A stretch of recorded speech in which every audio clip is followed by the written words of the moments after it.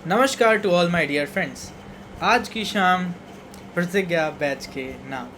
तो चलिए शुरू करते हैं। आज से हम लोग अपना वन एंड ओनली सबसे बड़ा ड्रीम का पीछा करना, जो कि है हमारा आरआरबी एग्ज़ाम, जो कि अभी कभी भी हो सकता है, दिसंबर तक या फिर दिसंबर के बाद भी हो सकता है। ठीक है, तो हमारे पास अभी ये टारगेट है एग्ज़ाम। ठीक है, तो इसीलिए हम लोग लाए हैं 2300 क्वेश्चंस की पूरी एक सीरीज़।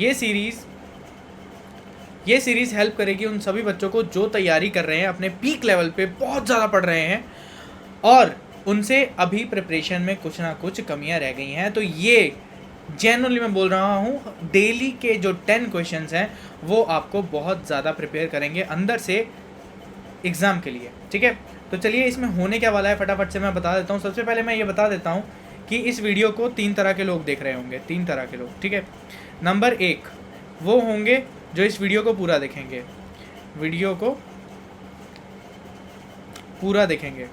ठीक है। नंबर 2 ऐसे लोग जो वीडियो आधा देखेंगे। ठीक है। नंबर 3 जो अभी छोड़ के चले जाएंगे। ठीक है, जो अभी छोड़ के चले जाएंगे। तो हमारे पास उनको कोई फ़ायदा नहीं है। ठीक है, सीधा बात बोल रहा हूँ। जो दूसरी कैटेगरी के लोग हैं उनको भी कोई फ़ायदा नहीं है, जो थर्ड कैटेगरी के लोग हैं उनको भी कोई फ़ायदा नहीं है।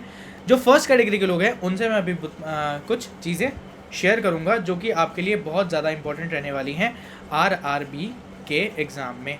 ठीक है, तो यहाँ पर हमारे पास बहुत सारी चीज़ें हैं प्रिपेयर करने के लिए, पर हमको क्या करना है, सिलेक्टिव प्रिपरेशन। क्योंकि एक बहुत ही अच्छे आदमी ने कभी बोला है कि जिसने ज़्यादा पढ़ा है उसका कुछ नहीं हुआ है। ठीक है, ये बहुत ज़्यादा फेमस कोट है, पता नहीं आपको पता है कि नहीं, लेकिन ये बहुत ज़्यादा फेमस कोट है कि जिसने ज़्यादा पढ़ा है उसका कुछ नहीं हुआ है। क्यों? क्योंकि ज़्यादा पढ़ने वाले लोग ज़्यादा पढ़ते रह जाते हैं। हमको कितना पढ़ना होता है, हमको सिलेबस का पढ़ना होता है, जो हमारे सिलेबस में है और जो रेलिवेंट है, जो एग्ज़ाम आपसे पूछ सकता है। हम एग्ज़ाम ओरिएंटेड स्टडी करना चाहते हैं, पर हम बहुत ज़्यादा डीप में कहीं ना कहीं घुस जाते हैं, तो हम एमसीक्यू को प्रैक्टिस करना नहीं, मतलब पूरा छोड़ देते हैं। ठीक है, तो एमसीक्यू हमसे प्रैक्टिस नहीं हो पाता, तो एंड टाइम पे हमारे क्वेश्चन में गलतियां होती हैं और एग्ज़ाम में क्या लग जाती है, वाट लग जाती है। ठीक है, तो इसीलिए हम लोग लाए हैं आपके लिए, मैं और मेरी पूरी टीम बहुत ज़्यादा मेहनत कर रही है इस पूरी चीज़ के ऊपर। और ये जो बैच है वर्टस बायोमेडिसिन चैनल पर, ये बहुत न्यू चैनल है और ये जो बैच है प्रतिज्ञा batch, this is promise of syllabus completion, this is a promise of syllabus completion because प्रतिज्ञा मीन्स अ प्रॉमिस। ठीक है, तो इसमें रहने का क्या वाला है, एमएलटी के 2300 ऑलमोस्ट क्वेश्चंस। ठीक है, एमसीक्यूज़ के फॉर्म में रहेंगे। इसमें सबसे ज़्यादा इंपॉर्टेंट क्या है, पीवाईक्यू भी होगा और कंसेप्चुअल क्वेश्चंस भी होंगे जो आपके कॉन्सेप्ट को एकदम बेसिक लेवल पे क्लियर करेंगे। गवर्नमेंट एग्जाम्स के लिए ये सीरीज़ आपके लिए बहुत वैल्यूएबल रहेगी। आरआरबी के लिए ये बेस्ट सीरीज़ रहने वाली है, क्योंकि मैं भी आपको फ़िलहाल आरआरबी की ही प्रैक्टिस और ट्रेनिंग करवाने वाला हूँ। बीएसएफ का भी एग्ज़ाम आने वाला है, बीएसएफ की भी ट्रेनिंग आपकी प्रॉपर हो जाएगी। एम्स की वैकेंसीज जो निकलती रहती हैं, जिनके पास 2 या 3 साल का एक्सपीरियंस है वो एम्स के लिए अप्लाई कर सकते हैं।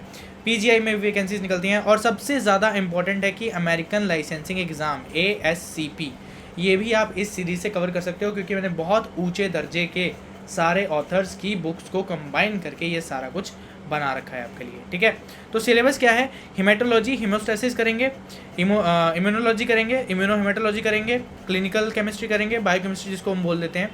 ठीक है, urine analysis and body fluids के बारे में जानेंगे, microbiology, molecular diagnostics and basic 12th physics, chemistry and biology, ये भी पढ़ेंगे। और जो हमारे पास जनरल नॉलेज और जीके वगैरह पूछते हैं उनका भी हम लोग पूरा चीज़ देखेंगे। तो यहाँ पर कब आपको आना है, कब आपको प्रेजेंट रहना है, हर शाम 5 बजे। ठीक है, आपको मिलेंगे कुछ क्वेश्चंस, और वो जो क्वेश्चंस होंगे वो इंश्योर करेंगे कि उस टॉपिक से, वो जो टॉपिक पूरा क्लियर हो जाए आपका। ठीक है, वो जो टॉपिक है आपका पूरा क्लियर हो जाए, वो 10 क्वेश्चन इतना कॉम्पिटेंट होंगे, 10 या फिर 10 से ज़्यादा भी हो सकते हैं। और ये 10 क्वेश्चन ऐसा मत समझना कि डेली के 10 क्वेश्चन बहुत ज़्यादा कम हो गया, क्योंकि ये बहुत ज़्यादा है अगर आप टॉपिक वाइज देखो, ठीक है। डेली के 10 क्वेश्चन करवाऊंगा और टोटल मैंने कितने करवाने हैं आपको, वैसे भी 2300 क्वेश्चंस करवाने हैं, ठीक है। तो यहाँ पर अभी हमने स्टार्ट किया है हिमेटोलॉजी। तो हिमेटोलॉजी के कॉन्सेप्ट्स एंड लेबोरेटरी प्रोसीजर्स, और ये टॉपिक्स हैं हिमेटोलॉजी के, ये 8 टॉपिक्स हैं। ये सारे 8 टॉपिक हम लोग कवर करेंगे। और उन टॉपिक्स में से सबसे पहला टॉपिक जो है हमारे पास वो है MCQ on basic haematological concept. तो जो बेसिक हेमेटोलॉजी है उसको हम लोग पहले स्टडी कर लेते हैं, ठीक है। तो ये क्वेश्चन नंबर 1 से शुरू हो रहा है, इसी तरीके से आगे चलता जाएगा। क्वेश्चन नंबर 2300 पे मैं जाके रोकूंगा गाड़ी, और वहाँ तक आपको पूरा सीट बेल्ट कस के बांध लेनी है, और आपको सारी चीज़ें धीरे धीरे सीखते हुए चली जानी है। अगर आपने नोट करने हैं तो डेली आप MCQ नोट भी कर सकते हो, और एक्सप्लेनेशन अच्छी लगी तो प्लीज़ लाइक और अपने फ्रेंड्स के साथ शेयर करना मत भूलना, ठीक है। तो ये चीज़ मैं आपको बता दे रहा हूँ। चलिए शुरू करते हैं आज के पहले क्वेश्चंस। आज है हमारे पास तारीख 30 अगस्त, और 30 अगस्त यहाँ से हम लोग स्टार्ट कर रहे हैं अपनी MCQ की जर्नी, जो कि आपको बहुत अच्छे मार्क्स इन फ्यूचर दिलाने वाली है। तो चलिए, insufficient centrifugation will result in, जो इनसफिशिएंट सेंट्रीफ्यूगेशन है वो क्या करेगा।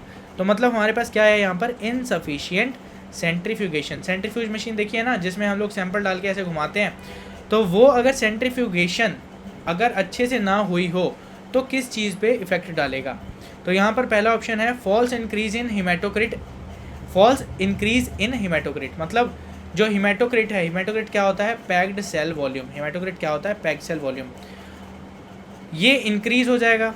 ये है क्या, दूसरा ऑप्शन है a false decrease in HCT value, मतलब जो HCT है, जो PCV है, पैक्ड सेल वॉल्यूम है, वो क्या हो जाएगा, डिक्रीज हो जाएगा। ये होगा क्या, no effect on HCT as it is रह जाएगा। मतलब HCT मतलब क्या, HCT मतलब हिमेटोक्रिट, हिमेटोक्रिट मतलब क्या, PCV ऐसा ही रह जाएगा। ऐसा रह जाएगा क्या, do all the options depending upon D, all the options depending upon the patient. Patient पे डिपेंड करता है ये सारा। ये चारों में से कौन सा ऑप्शन करेक्ट है बताइए। तो मैं आपको एक्सप्लेन करता हूँ थोड़ा सा पहले कि ये देखिए, हमने मान लिया कि ये है हमारी टेस्ट ट्यूब, और टेस्ट ट्यूब में हमारे पास ये है रेड ब्लड सेल्स, ये फैले होते हैं, ठीक है।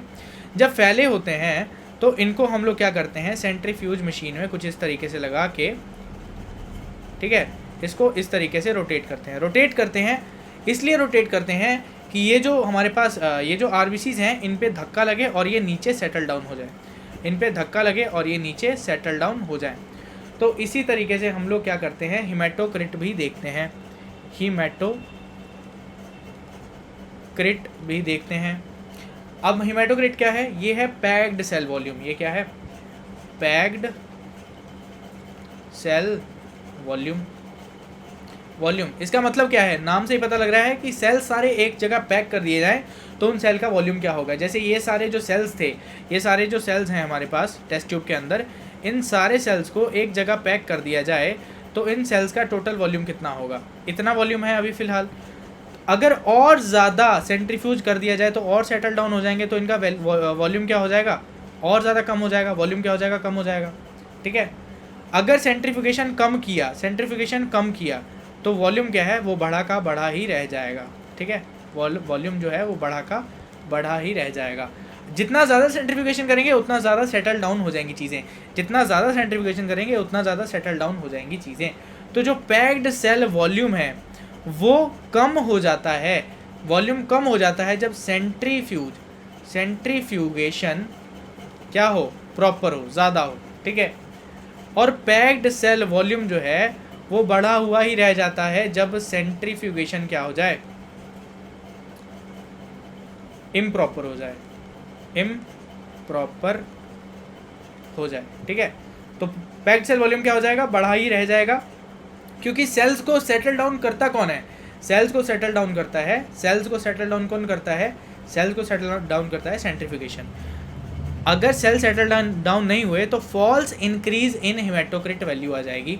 पहला वाला ऑप्शन आपका ठीक हो जाएगा, ठीक है। बात समझ में आ रही है, समझ में आ रही है तो लाइक कर देना वीडियो को, और वीडियो को एंड तक देखना, और भी बहुत ज़्यादा इंटरेस्टिंग कैलकुलेशंस वाले क्वेश्चंस भी आने वाले हैं, ठीक है। Variation in red cell size, कोई भी ऐसे कीवर्ड दिखता है ना, तो सबसे पहले आपको क्या करना है, उसको टिक लगा लेना है। कीवर्ड जब आप टिक लगा लोगे तब आपको क्वेश्चन क्लियर होना स्टार्ट हो जाएगा।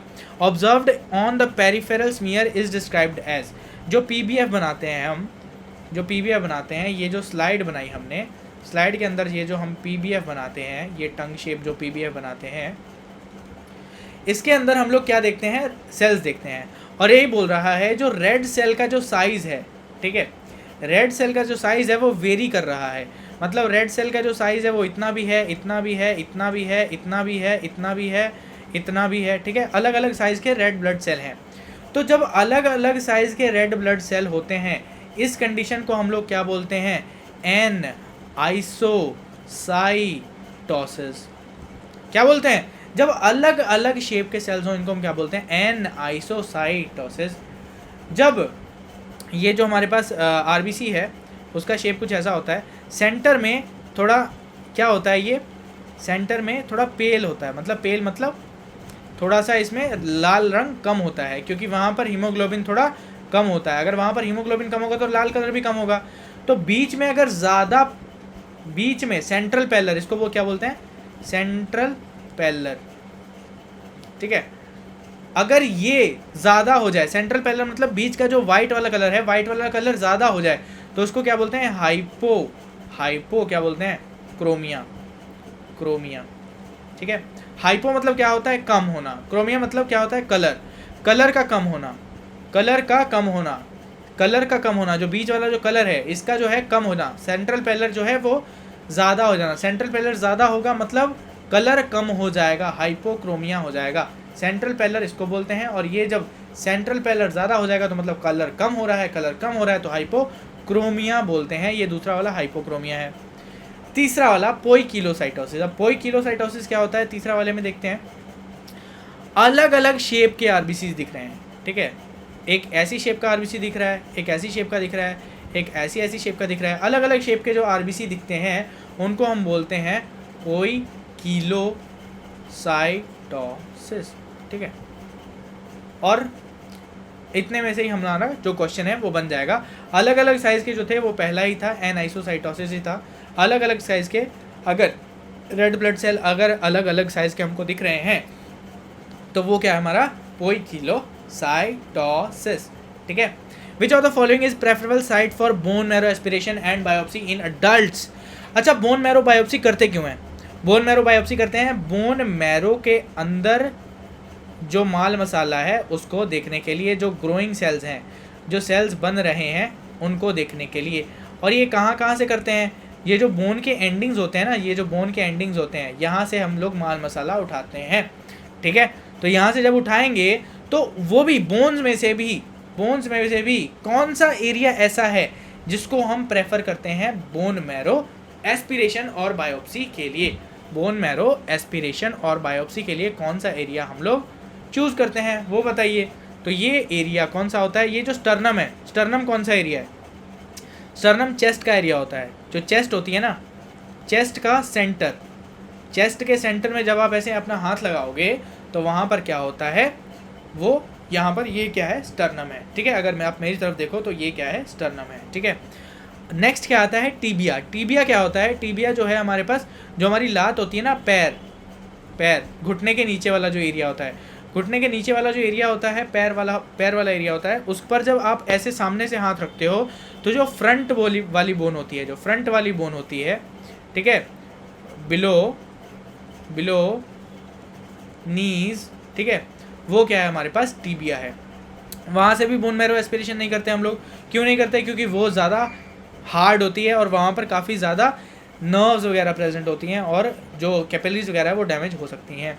Spinous process of vertebra. अब वर्टिब्रा तो होती ही छोटी छोटी है, स्पाइनस प्रोसेस ऐसे बोल रहा है, ये वर्टिब्रा है और ये इसकी स्पाइनस प्रोसेस है। ये प्रोसेस से हम लोग निकालते हैं सैंपल, बिल्कुल नहीं, हम लोग निकालते हैं इलियक क्रेस्ट से। इलियक क्रेस्ट कौन सा एरिया होता है, जो यहाँ पर पीछे के साइड कमर पर होता है, कमर के साइड होता है, वो होता है हमारे पास क्या होता है, इलियक क्रेस्ट, ठीक है। और ये जो इलियक क्रेस्ट है, यहाँ पर हम लोग प्रेफर करते हैं बोन मैरो का एस्पिरेशन सैंपल निकालने के लिए। क्यों प्रेफर करते हैं ये भी बता देता हूँ आपको, क्योंकि this area do not have any nor connection and major blood vessel, ठीक है। नर्व कनेक्शन भी है और ब्लड वेसल्स भी है, पर मेजर नहीं है। मेजर मतलब जिससे अगर कुछ टूट जाए, फूट जाए, नुकसान हो जाए, ऐसा वाला धंधा वहाँ पे नहीं है। तो यहाँ पर मेजर ब्लड वेसल्स भी नहीं है। Do not have any major nerve और मेजर ब्लड वेसल, ठीक है। वो जो छोटी छोटी होती हैं वो तो हर जगह प्रेजेंट होती हैं, ठीक है। तो हमारे पास ये क्या है, ये हमारे पास मेन रीज़न है। तो ये जो हमारे पास जो बोन है, bone is present just beneath the skin, ठीक है। जो बोन है वो एकदम स्किन के नीचे प्रेजेंट है, जस्ट स्किन के एकदम नीचे प्रेजेंट है जो बोन है। तो इसलिए हम लोग क्या करते हैं, ये निकाल लेते हैं। तो ये हमारे पास 3 क्वेश्चन हो गए। इनसफिशिएंट सेंट्रीफ्यूगेशन क्यों होता है, ठीक है। इनसफिशिएंट सेंट्रीफ्यूगेशन होता है तो हमारे पास क्या होता है, ये जो पैक्ड सेल वॉल्यूम है उसका वॉल्यूम ज़्यादा रह जाता है। नंबर 2 क्या था, वेरिएशन इन रेड सेल को क्या बोलते हैं, वो बोलते हैं हम एनाइसोसाइटोसिस। उसके बाद जो बोन मैरो एस्पिरेशन के लिए जो सबसे प्रेफरेबल जगह है वो कौन सी है, वो है हमारे पास इलियक क्रेस्ट। याद रहेगा? याद नहीं रहेगा तब भी आपको याद रखना होगा, because you have to crack the exam, ठीक है। हमको लेने हैं लगभग 80 से 90 मार्क्स, ठीक है। 100 नंबर का आपका पेपर होगा, 100 मार्क्स का आपका एग्ज़ाम होगा। तो आपको लेने हैं उसमें से कुछ 80 से 90 मार्क्स। तो वैसी पढ़ाई आपको करनी है, तो इसलिए आप डटे रहिए, लगे रहिए, ठीक है। यहाँ पर क्या बोल रहे हैं, mean cell volume MCV, mean cell volume is calculated using. तो यहाँ पर हमारे पास पूछ रहे हैं मीन सेल वॉल्यूम कैसे कैलकुलेट करते हैं, तो इनको बता दिया जाए कैसे कैलकुलेट करते हैं, इनको बता देते हैं, ठीक है। तो मीन सेल वॉल्यूम जो है वो हम लोग कैलकुलेट करते हैं, एक सेकंड।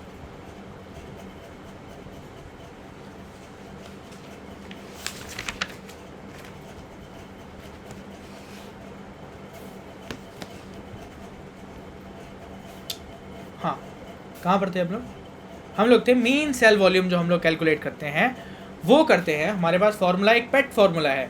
मीन सेल वॉल्यूम को कैलकुलेट करने के लिए हमारे पास एक बहुत अच्छा फार्मूला है जो कि है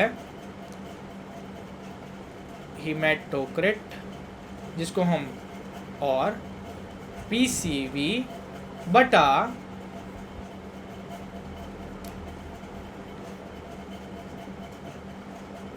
नंबर ऑफ RBC इनटू 10, ये होता है हमारे पास PCV का फॉर्मूला, ठीक है। और इसकी जो है हमारे पास जो वैल्यू होती है वो किस में होती है, माइक्रोमीटर क्यूब में होती है। और इसकी वैल्यू क्या हो सकती है, फेम्टोलीटर में हो सकती है, ठीक है, फेम्टोलीटर में हो सकती है। ये 2 यूनिट्स हो सकती हैं इसकी, ये थोड़ा याद रखने वाला माल मसाला है यहाँ पे, ठीक है।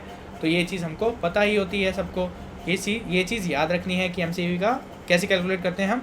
हेमाटोक्रिट यानी पैक्ड सेल वॉल्यूम जो है उसको हम नंबर ऑफ RBC से डिवाइड कर देते हैं इनटू 10 कर देते हैं, ठीक है। तो ये हमारे पास फर्स्ट ऑप्शन यहाँ पर निकल के आ जाता है।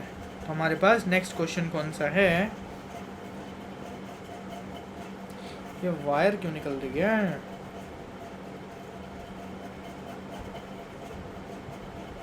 हाँ। नेक्स्ट क्वेश्चन है हमारे पास, What term describes the change in shape of erythrocytes, ठीक है। एरिथ्रोसाइट्स की जो एरिथ्रोसाइट्स क्या है, RBC की शेप, ठीक है, seen on Wright stained peripheral blood smear, ठीक है। क्या पूछ रहे हैं हमारे पास, what term describes the change in shape of erythrocyte seen in Wright stained peripheral blood smear. अब ये क्या बोल रहा है, हमने बनाया पीबीएफ जब हमने बनाया तो स्लाइड में हमको कुछ इस तरीके से टंग शेप्ड पीबीएफ दिखा, और इसको हमने माइक्रोस्कोप के जब अंडर देखा, माइक्रोस्कोप के जब फील्ड में देखा, तो यहाँ पर हमारे पास क्या आ रहा है, अलग अलग शेप के आरबीसीज आ रहे हैं। ठीक है, अलग अलग शेप के आरबीसीज आ रहे हैं, अलग अलग शेप के आरबीसीज आ रहे हैं। तो हमने पहले पढ़ा कि अलग शेप के आरबीसीज जब हों तो उस कंडीशन को हम लोग क्या बोलते हैं, पोइकिलोसाइटोसिस। क्या बोलते हैं हम लोग, पोइकिलोसाइटोसिस। ठीक है, अब MCHC का कैलकुलेशन आ गया है, वो देख लेते हैं हम लोग। MCHC का जो कैलकुलेशन है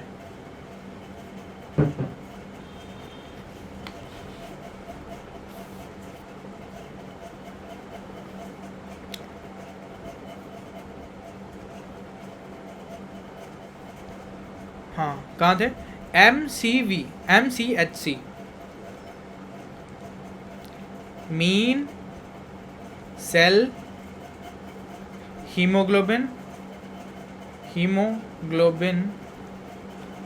कंसंट्रेशन। ठीक है, ये क्या होता है, मीन सेल हीमोग्लोबिन कंसंट्रेशन। ठीक है, एक सेकेंड,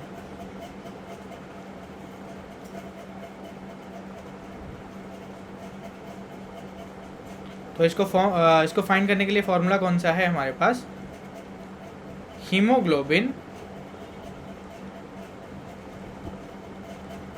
बटा HCT। ठीक है, तो ये जब हमारे पास फॉर्मूला निकल कर आया, और ये आता है परसेंटेज में। ठीक है, MCHC क्या आता है, परसेंटेज में आता है, तो परसेंटेज भी इसकी हम निकाल लेंगे। तो हीमोग्लोबिन कितना दे रखा है हमको, हीमोग्लोबिन दे रखा है 15। ठीक है, और जो HCT है वो हमको क्या दे रखा है, 47, और इसकी वैल्यू कितनी बनेगी, ml पर डेसीलीटर दे रखा है, तो कुल मिला के इसकी वैल्यू बन जाएगी 0.47। ठीक है, तो हमारे पास इसको हम लोग रख के सॉल्व करके देखते हैं। 47 बटा 15 बटा 47, 15 बटा 47 इंटू 100, तो ये लगभग जाएगा 3 पे जाएगा। ठीक है, 3/1 ऐसा कुछ चला जाएगा। ठीक है,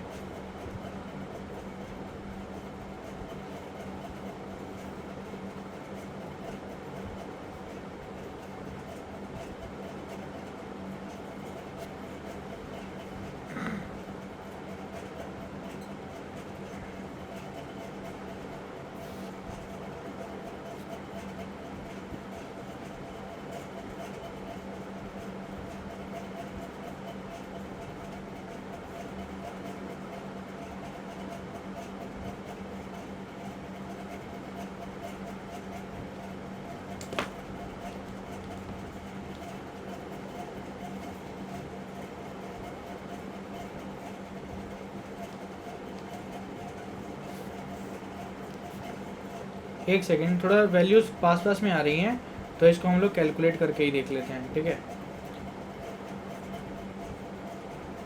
इतना वैल्यूज़ मेरे ख्याल से एग्ज़ाम्स में पास नहीं आएंगी, फिर भी हम लोग एक बार कैलकुलेट करके देख लेते हैं।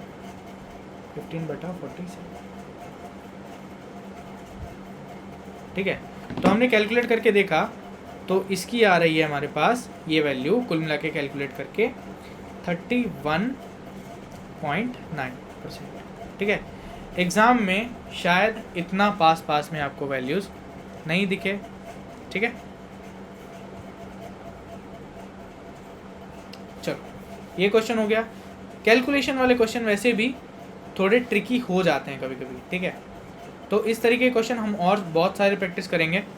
तो अभी फ़िलहाल के लिए ये रहा हमारे पास इसका आंसर, ये नहीं, सी। A manual white blood cell count was performed A total of 36 cells were counted in all 9 millimeter square, ठीक है, squares 9 millimeter squares chambers of Neubar ruled hemacytometer, ठीक है. 1:10 dilution was used. What is the WBC count? तो WBC count जो होता है हमारे पास, उसका फॉर्मूला क्या होता है? सिंपल सा फॉर्मूला है हमारे पास. फॉर्मूला होता है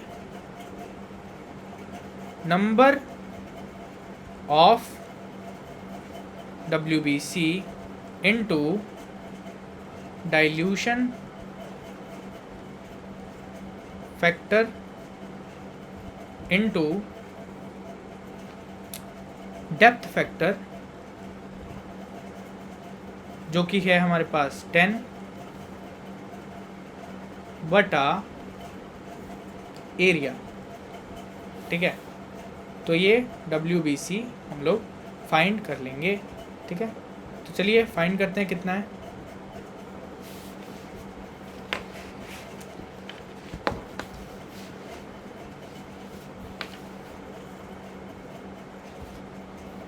नंबर ऑफ WBC कितने दे रखे हैं?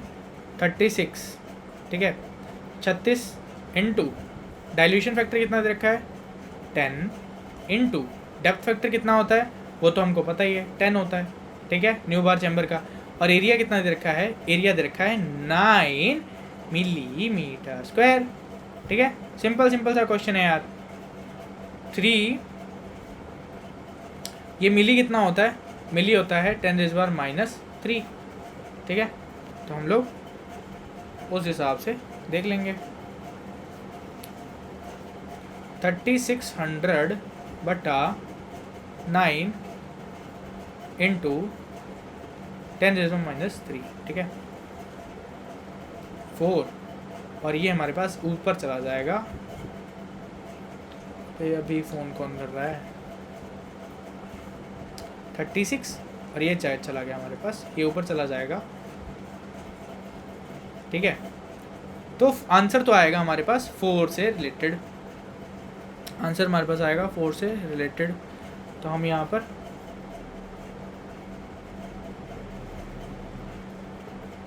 अरे हाँ, मिलीमीटर स्क्वायर भी तो है. यही तो गलतियाँ होती हैं ना, स्क्वायर लगा दिया तो यहाँ पर हमारे पास क्या आ गया? 9 आ गया ना. क्या यार, क्या बॉस, क्या गलती करते हो यार, ठीक है. तो यहाँ पर 9 आ गया. तो अगर ये ऊपर चला जाएगा तो यहाँ पर 9 आ जाएगा. तो हमारे पास क्या आ गया? 9 आ गया आंसर, ठीक है.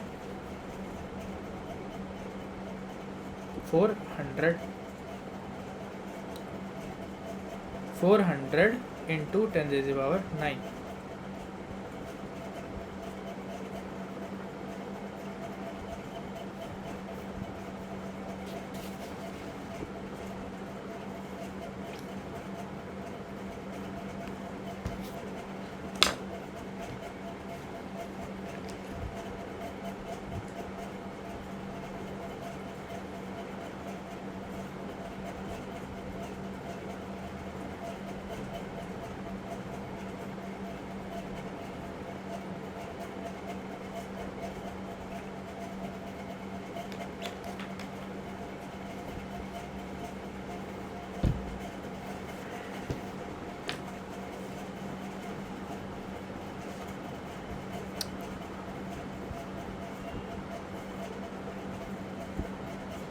हुआ क्या? हो गया सॉल्व? अरे बता दिया करो भैया कमेंट्स में, हो गया क्या सॉल्व?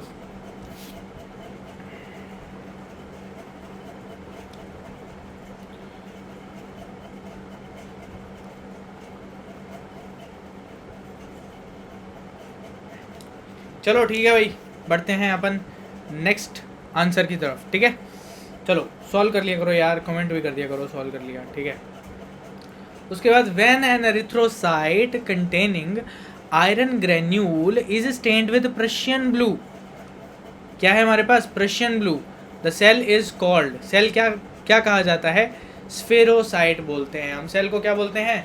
स्फेरोसाइट. क्या बोलते हैं? स्फेरोसाइट. और आपका यहाँ पर आ जाएगा -1. सेल को क्या बोलते हैं? लेप्टोसाइट, यहाँ पर भी -1 आ जाएगा। और सेल को क्या बोलते हैं? शिस्टोसाइट, यहाँ पर भी आपको -1 आ जाएगा। सेल को क्या बोलते हैं हम लोग? सिडेरोब्लास्ट। अरे यही तो गलती नहीं करनी चचा, अरे चचा यही तो गलती नहीं करनी। हम लोग क्या कर रहे हैं? प्रशियन ब्लू, ये देखो मिलता जुलता नाम है ना, स्फेरोसाइट, सिडेरोसाइट, ठीक है।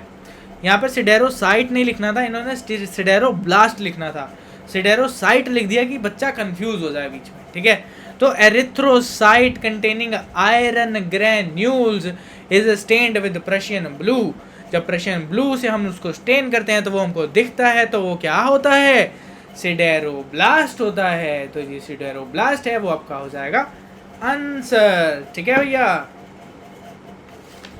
तो बिल्कुल आपको चक्कर नहीं खाना है, समझेगा?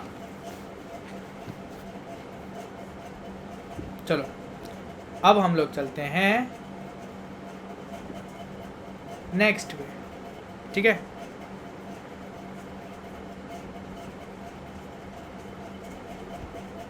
ये क्या है हमारे पास? हाँ, अ 7 ml EDTA ट्यूब, 7 ml की EDTA ट्यूब है, 7 ml की EDTA ट्यूब है, received in the laboratory containing only 2 ml of blood, ठीक है।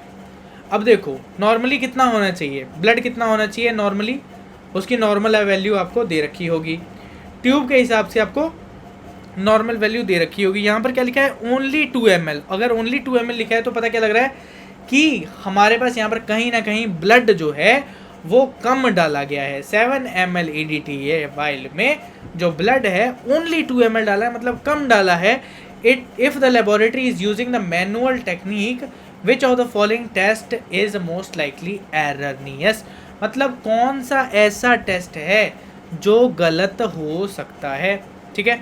बताओ कौन सा ऐसा टेस्ट है जो गलत हो सकता है? EDTA, अगर EDTA की कंसंट्रेशन ज़्यादा हो जाए, कुल मिला के क्या है, ब्लड कम है तो EDTA की कंसंट्रेशन क्या हो जाएगी? ज़्यादा हो जाएगी। अगर EDTA की कंसंट्रेशन ज़्यादा हो गई, EDTA की कंसंट्रेशन ज़्यादा हो गई तो सेल क्या हो जाएंगे? श्रिंक हो जाएंगे। जो इतना बड़ा सेल होता था वो सेल क्या हो जाएगा? इतना बड़ा सेल इतना छोटा सा हो जाएगा, इतना छोटा सा हो जाएगा।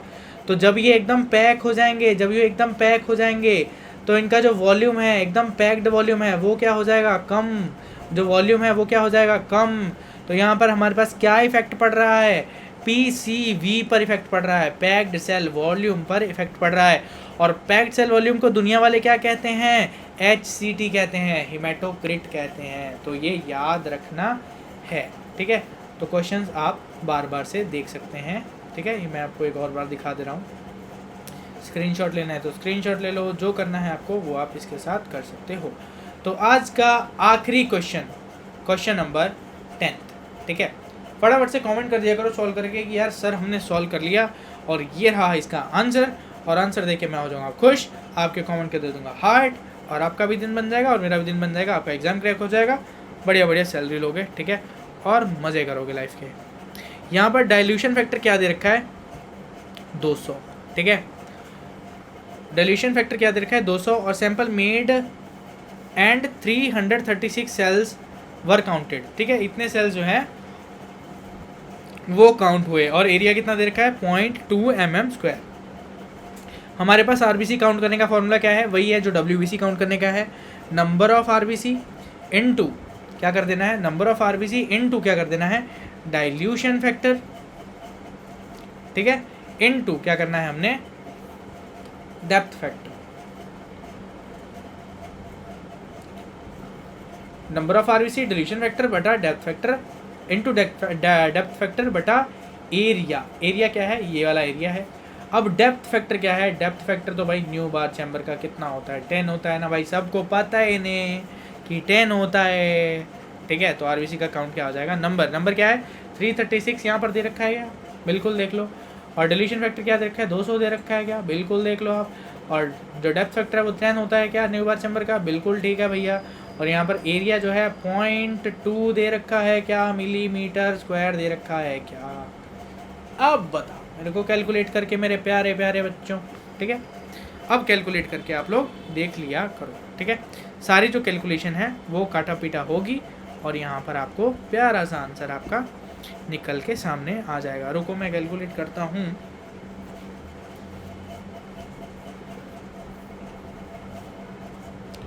अगर ये हम लोगों ने यहाँ से उड़ा दिया दो को, अरे यार एक ही तो कटना था, दो ही तो कटना था, बाकी यही आंसर आएगा, इसी से मिलता जुलता आंसर आएगा, इससे मिलता जुलता आंसर एक ही है, टिक मार दो सीधा। आपके क्या आ गए? +1 नंबर आ गए, एग्ज़ाम क्रैक हो जाएगा। इसी तरीके से प्यारी प्यारी तैयारी करनी है, ठीक है। और ये बहुत सारे क्वेश्चन मैंने और बना रखे हैं, सारे आपको डेली बेसिस पे क्वेश्चंस मिलेंगे और उससे आपकी होगी एकदम धाकड़ तैयारी, ठीक है, और एग्ज़ाम होगा अच्छे से क्रैक। सो प्रतिज्ञा बैच में आपका स्वागत है। My self Saurabh and this is a promise of syllabus completion. धन्यवाद।